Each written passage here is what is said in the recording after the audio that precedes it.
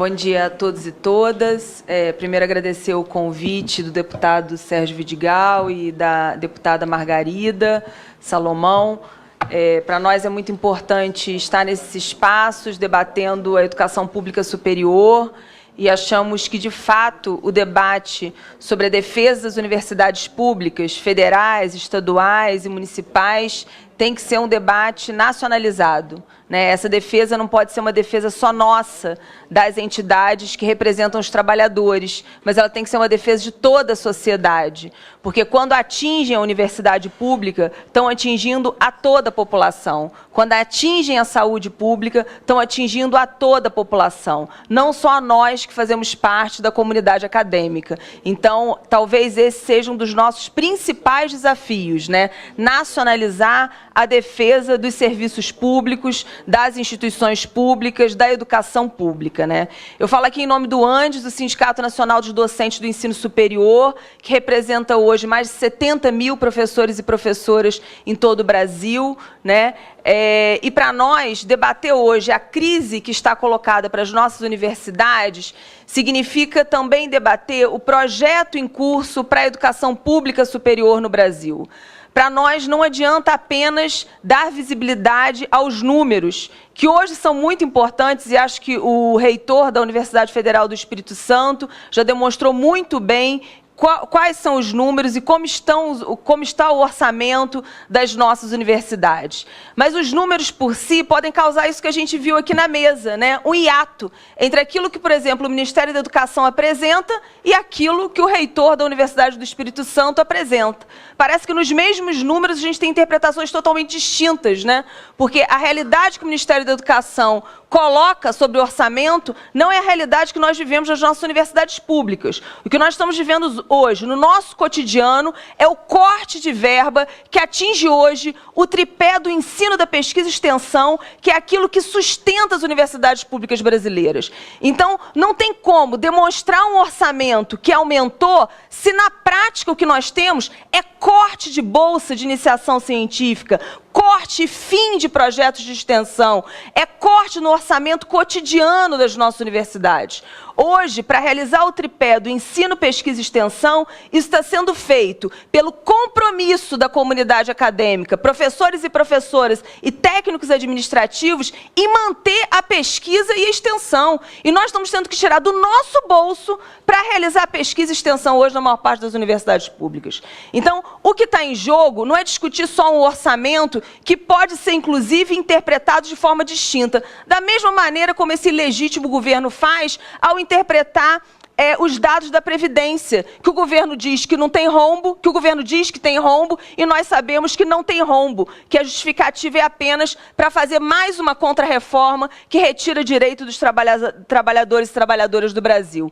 Então, para nós é importante localizar que esse projeto em curso, que hoje se intensifica nas nossas universidades, ele está em curso desde a década de 90, com um projeto de contrarreforma do Estado, que vai exigir uma contrarreforma nas políticas públicas e que vai recair sobre as nossas universidades com um corte de verbas, apontando para quê? Para privatização e para mercantilização da educação. Nós vivemos nos últimos 3 anos um corte de mais de 3 bilhões na educação pública superior. E esse corte não foi acompanhado do mesmo corte para a iniciativa privada, porque o interesse do governo tem sido manter a iniciativa privada e financiar o mercado da educação no Brasil. Então, nós não tivemos corte na iniciativa privada, mas tivemos corte na educação pública brasileira. Para nós, isso demonstra um projeto de educação. E o que a gente vem falando, o que está em jogo hoje,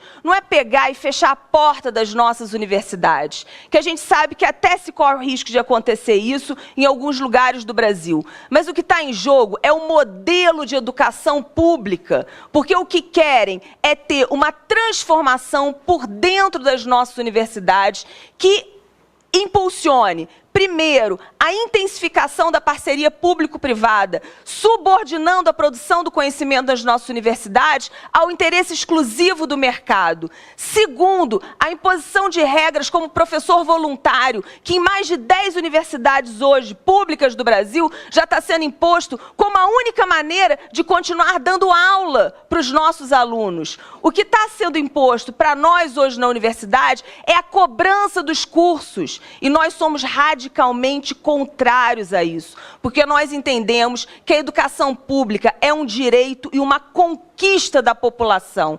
E não existe no mundo exemplo de nação que constituiu a sua autonomia que não fosse com a defesa da educação pública, gratuita e de qualidade. Então, a nossa defesa é para uma educação 100% pública, por uma educação que seja socialmente referenciada, que produza conhecimento na graduação e na pós-graduação a partir dos interesses da sociedade e não à mercê do banco de negócio que é hoje as parcerias público-privadas. Queria registrar aqui que nós saudamos a iniciativa das emendas parlamentares que hoje são feitas ao Brasil afora, mas que elas são totalmente insuficientes e que não existe condição de estruturar a política pública se não for com o orçamento público. Política pública não pode ser balcão de negócio. E o que hoje está sendo feito é o balcão de negócio com as emendas parlamentares e com a negociação direta com o Ministério da Educação para ver quem vai levar um pouquinho mais de dinheiro. O que nós queremos é orçamento no portal da transparência, público para todas as universidades. E é isso que o Ministério da Educação e esse governo não entende. E o que este governo está fazendo é uma irresponsabilidade sem precedentes na história desse país com as instituições públicas de ensino. Nós crescemos no orçamento dos servidores das nossas universidades, crescemos porque viemos de 10 anos de concurso público, porque havíamos saído de 10 anos na época do Fernando Henrique Cardoso sem concurso público nas nossas universidades. E sabe por que nós crescemos? Não porque tivemos aumento, como o governo gosta de falar, que os servidores públicos tiveram aumento, porque nós não tivemos sequer a reposição inflacionária nos últimos anos.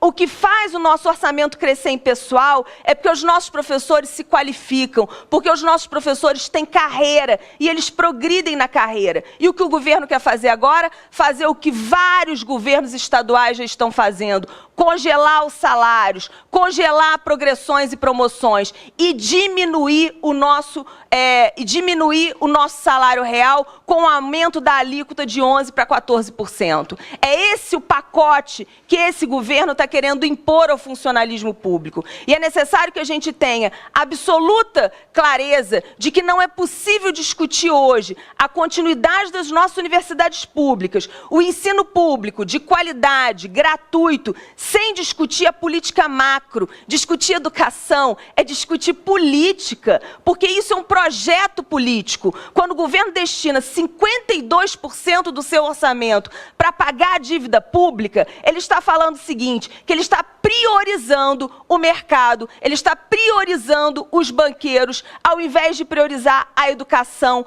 a saúde, a previdência, a reforma agrária, a reforma urbana. Essa é a prioridade desse governo. E por isso a gente tem que se colocar contra. E por isso nós do movimento docente, não só nós do movimento docente, os companheiros da FASUBRA, os companheiros do SINASEF, das entidades autônomas de organização dos trabalhadores, nós temos uma agenda de mobilização das nossas categorias, dos servidores públicos federais, que amanhã, dia 27 de outubro, vai ter ato em todos os estados em defesa dos serviços públicos, de todas as esferas. É importante que a população entenda que quando nos atacam, estão atacando o direito da população, porque querem acabar com todos os serviços públicos de qualidade que nós mediamos ao prestar os serviços à população. Então, amanhã, dia 27 de outubro, temos convocação de atos em defesa dos serviços públicos em todo o Brasil.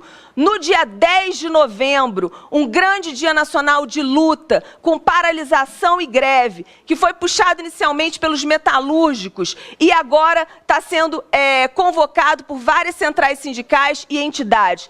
Temos que parar esse Brasil. Ontem, a votação de ontem demonstrou mais uma vez a vergonha que está se tornando esse Congresso Nacional. E a vergonha que é manter esse governo ilegítimo no poder, que quer acabar com a educação pública, que quer acabar com a saúde pública. É necessário que a gente se organize. E só tem uma forma de defender a educação pública: lutando, se organizando, indo para a rua e defendendo aquilo que tão duramente foi conquistado por nós, trabalhadores e trabalhadoras. Obrigada.